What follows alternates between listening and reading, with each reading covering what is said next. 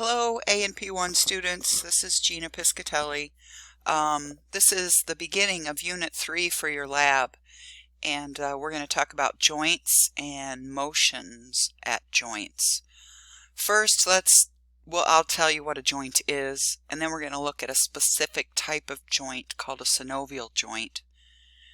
Then we will briefly look at the structure of skeletal muscles just in order to talk about types and terms of joint movements. This information can be found in your lab manual on page 147. Also, your textbook chapter 8 has a lot of pictures about joint movements. And chapter 10, the skeletal system, talks about origins and insertions, which I will discuss in a moment. So first, what's a joint? We call a joint also an articulation. So it's the same thing. An articulation is a joint. A joint is an articulation. And that's any point where two or more bones meet. So some articulations that you're familiar with would be the wrist, the knee, the ankle, the toes, the fingers, the hip, the elbow, shoulder, in between vertebrae. You're familiar with the fact that there are joints because you've had the skeletal system already, at least in lab. But often we don't talk, at least in anatomy, we don't talk about the elbow joint or the shoulder joint. We often name the bones specifically that we're talking about or that are involved in the movement. So, for example, between the atlas and the occipital bone, when you nod your head, that's called the atlanto-occipital joint. And another more technical term for the shoulder joint would be the glenohumeral joint, because the glenoid fossa of the scapula articulates with the humeral head. So there's different ways to name a joint.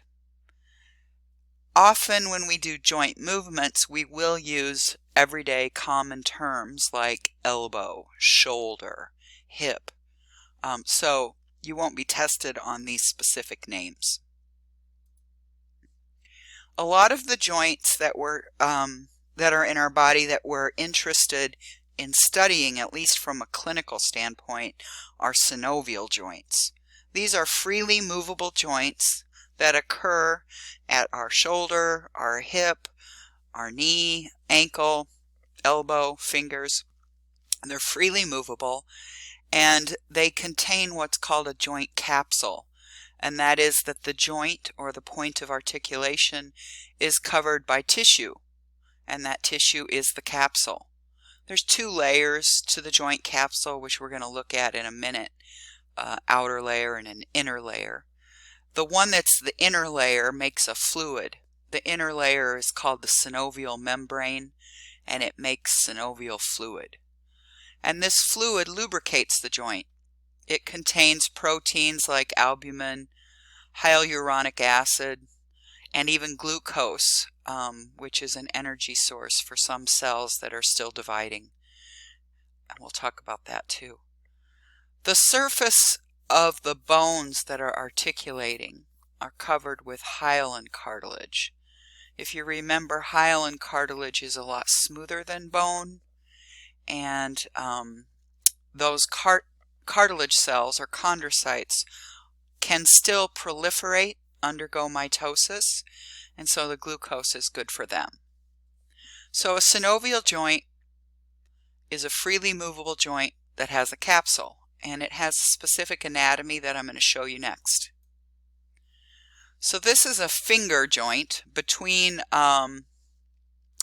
two phalanges, the proximal phalange and the middle phalange, or phalanx as more properly called. And the articulation spot, you may notice, is covered with something that's white, kind of right here. That's hyaline cartilage, and I should have actually drawn it according to the lines that are there. So that's hyaline cartilage, and that's hyaline cartilage. And the joint itself is surrounded by a capsule. It's called a joint capsule. And that joint capsule has two layers, an outer layer which is white and it's very thin there in the picture anyway. It's called the fibrous layer. It's connective tissue. And the inner layer is pink and it's called the synovial layer or the synovial membrane. And the synovial membrane is epithelial tissue and it secretes synovial fluid in this joint cavity. And the capsule keeps the fluid in there. Now, superficial to the joint capsule can be other structures that help stabilize the joint, and one that's shown in this picture is a ligament. And so this outer structure that's white, and it's labeled over here but not very well, is it's a ligament, and that's connective tissue as well. Ligaments are not contractile. They are only there for stabilization, to keep the bones together. So structures that are superficial to the synovial capsule are ligaments, which connect bone to bone, but also our tendons help stabilize a joint. They're also connected to muscle though, so when a muscle contracts, that tendon will move, but it never comes off of the bone it's attached to. So for example, in this picture, we see a tendon connecting muscle to bone right here, and it's connecting one of the quadriceps, one of the quad muscles, to the patella right here. So that is an example of a tendon, and this is the femur down here, the condyle. Now the knee joint is really complicated. There's a lot of ligaments involved, and I bet you've heard of ACL tears or MCL tears. ACL stands for anterior cruciate ligament, and you can see it right inside the joint capsule there, and it's been injured. That's why I picked this picture, because you're probably familiar with the concept of an ACL injury. That's when that's torn. So that's a ligament. That's not a tendon. And then there's another ligament on the lateral side, and there's a ligament on the medial side as well for the knee. You just need to know what's the difference between a ligament and a tendon. Other structures that are superficial to the synovial capsule are things called bursa and tendon sheaths. They are essentially the same thing in the sense that they're all about lubrication and reducing friction. They provide cushioning during joint movement, and they're filled with either adipose or synovial fluid, and sometimes both. So for example, there is a bursa between the tendon on the patella and the bone patella itself. So we call it a bursa.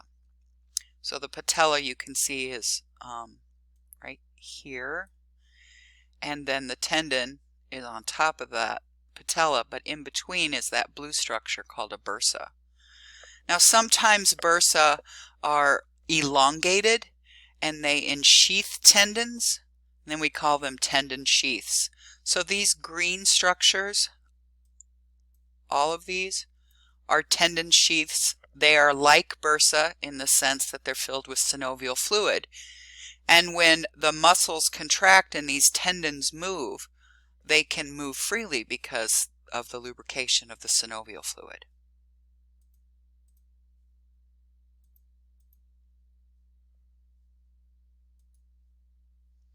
So then I would suggest right now, if you'd like to pause this presentation and go and answer questions 10 and 11 in the lab manual.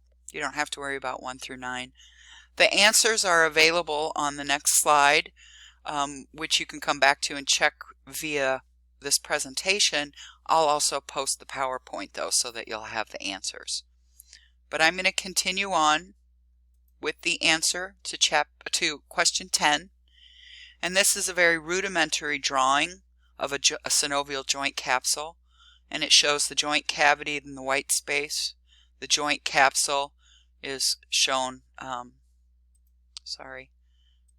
right there. Hyaline cartilage coats the ends of the bone.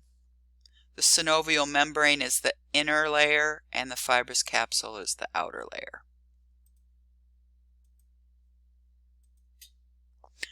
And then number 11 shows a really complex shoulder joint. And I guess I'm going to just point out what I think is important. Any structure that connects bone to bone is a ligament. Those two are very clear on here. The rest aren't as clear. Any structure that connects a muscle to bone is considered a tendon. So right here is muscle, and it narrows into just connective tissue that will actually attach to bone. So that's a tendon. Oops, I got the wrong thing. Sorry. This is a tendon right there. And this is the biceps brachii muscle. And notice that there's a sheath around that tendon, and there's various bursa associated with the shoulder joint. That's all for joints. Now let's look at, joint structure. Now we're going to look at skeletal muscles, just briefly how they are arranged around a joint. So the gross anatomy of a muscle has two parts generally. One is the tendon that attaches to the skeletal system, right here and there, and then a belly. Now most of the time muscles attach on both ends to the skeletal system, at least the ones that we're going to be looking at. So most muscle tendons will attach to bones, and you have a tendon at the end of each muscle. So this is the belly, tendon here, tendon there. But there are some skeletal muscles, like the muscles of facial expression that make us smile, frown, that actually insert on the dermis of the skin, at least on one end, and maybe both actually, versus the skeletal system. We're going to stick to tendons attaching to skeletal, to bones.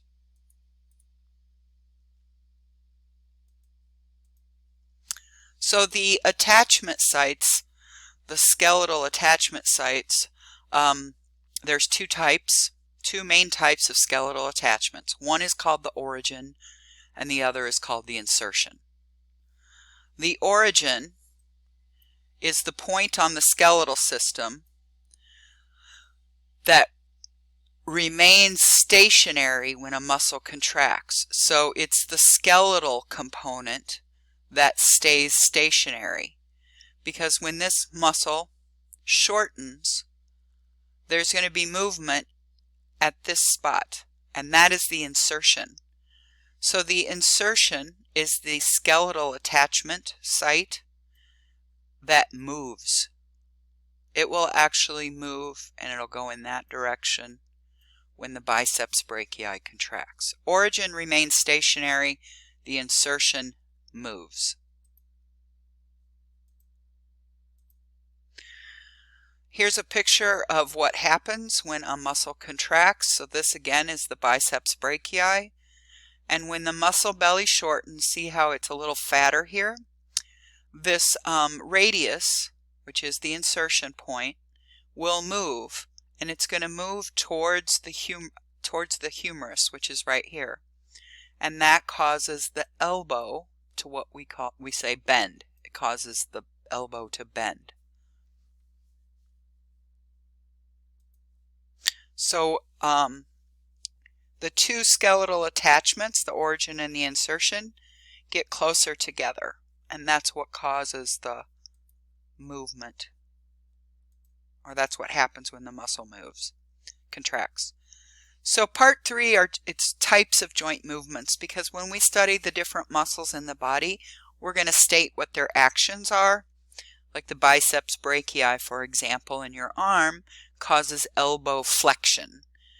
We need to know what that term means, so we're going to talk about the terms for muscle actions. Now, a muscle, when it contracts, causes a certain kind of motion or movement. It might be the predominant muscle that causes that movement, we would call that the prime mover. It produces the most force during muscle contraction, and therefore the movement at the joint is due mainly to that prime mover. However, there are other muscles that could aid that movement. Those are called synergists. They aid the prime mover or they stabilize the joint. Any muscle that opposes another muscle is called an antagonistic muscle for that movement. So the biceps brachii causes flexion, but there's a muscle that would cause you to straighten your elbow, and we're going to talk about that in a second. And then there are also fixators, which we won't talk about too much, that prevents the movement at all, but we won't really talk about those. So using the elbow as an example, so we're going to look here at the joint movement that happens here. Flexion is when the radius, and the ulna comes with it, gets closer to the humerus. Extension is the opposite movement. So extension is when we straighten our elbow.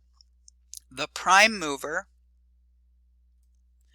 for bending the elbow, flexing the elbow, is the brachialis. It isn't even this biceps brachii that we always think of. It's a muscle underneath it called the brachialis. That's the prime mover. But the biceps brachii is a synergist. It aids in flexion. The antagonist for elbow flexion is the triceps brachii. And the triceps brachii, when it contracts, notice its insertion is down here, its origin is up here, it will cause extension of the elbow. So we would say it's an antagonist for flexion or an antagonist of either of those two muscles.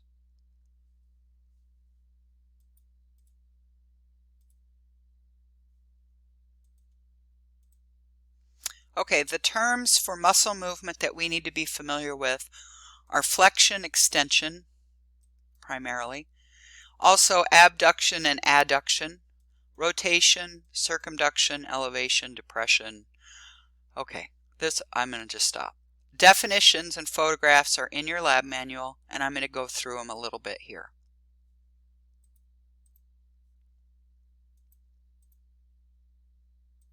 Come on. There we go. Okay. The definition of flexion is that there will be a decrease in the angle between two body parts, and that means between the origin and the insertion. And extension is the opposite. Hyperextension is beyond normal, and I'll show you an example of that. So here's flexion of the forearm coming up.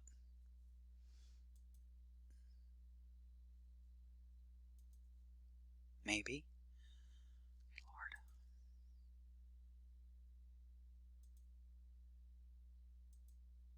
Okay, finally. Sorry about that.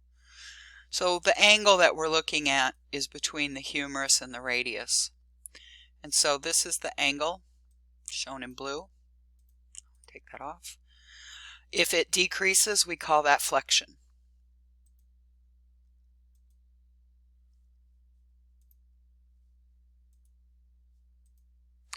If that angle increases, then we call it extension. If this gentleman's arm came kind of out like that and his fingers were out here, that would be hyperextension. I'm trying to write hyper. It's not working. It's okay. We'll show you another example.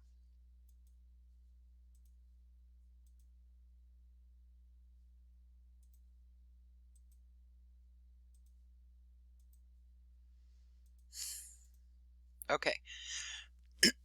We'll do it with the wrist. So for the wrist, flexion is when you kind of bring your hand downward. Extension is when you make it straight. Hyperextension is when you raise your palm upward, but you keep your radius straight, or you can even keep your elbow straight. So flexion and extension in the upper extremities, pretty easy. Put your arms out in front of you and put your palms up. If you put your palms up and you bend your fingers towards you, that's flexion of the wrist. If you now bend your elbow towards you like you're curling, lifting weights, that's flexion of the elbow. And then if you raise your elbow straight in front of you, that's flexion of the scapula or the shoulder. So that would be this direction. That's flexion. And here's a good example of hyperextension. Extension would just be to that plane right there.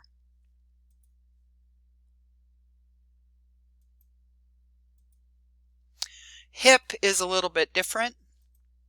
So extension is when you decrease the angle between the femur and the trunk. And so extension is this way. It doesn't matter the knee. The leg could be straight. We're looking at just the hip angle here, okay? So we also see knee flexion in this particular picture. And knee flexion, you're talking about the angle between the tibia and the femur. So that's flexion in that direction, and extension would be that direction.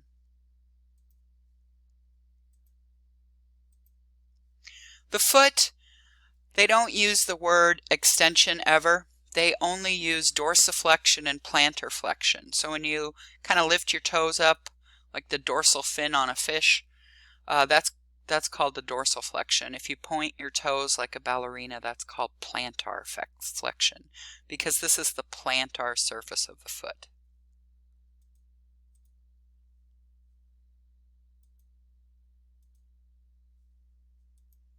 Now let's talk about different terms, abduction and adduction. The definition of the terms are away from the body's midline or towards the body's midline. And we reserve this for just the limbs. Okay, so the arm and the leg. So if you bring something towards the midline, we call that adduction. So the starting position would be out here, and they're showing you a picture at the end. Adduction. Abduction, we often say abduction, just so that it's audibly clear. That's moving the arm or the leg away from the midline. Circumduction and rotation. You can use rotation, of course, for the head, but we'll use circumduction just for the arm and the leg. Circumduction is when you move the limb in a circular pattern. And then rotation can be your head. You can rotate your head side to side laterally, to the right, to the left. But for the limbs, we use the terms internal rotation and external rotation. But I have to tell you, I really don't test you on that too much. You'll see a description, though, of muscle actions in the table in your lab manual that include that. Elevation and depression are reserved for just a couple of body parts.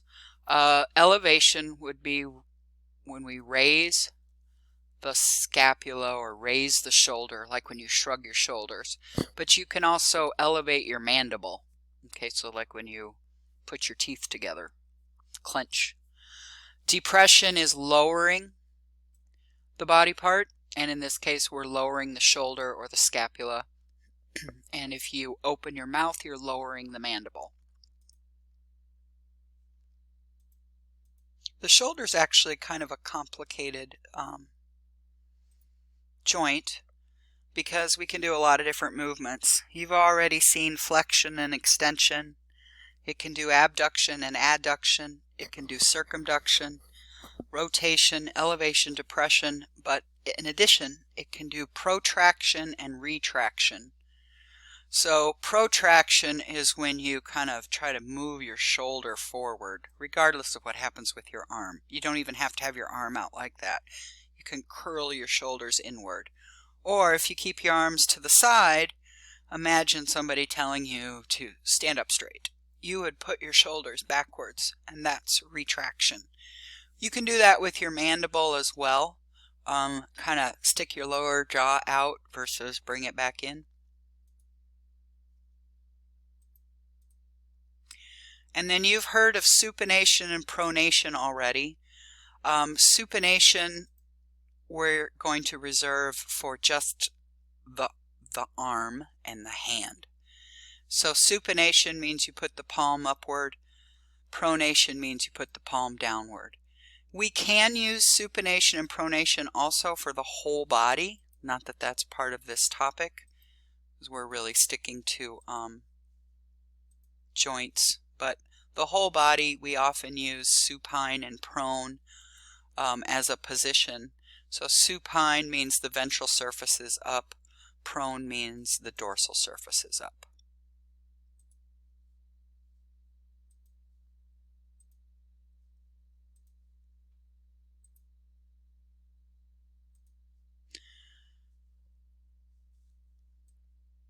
And this is your last movement, and that's inversion and eversion of the feet.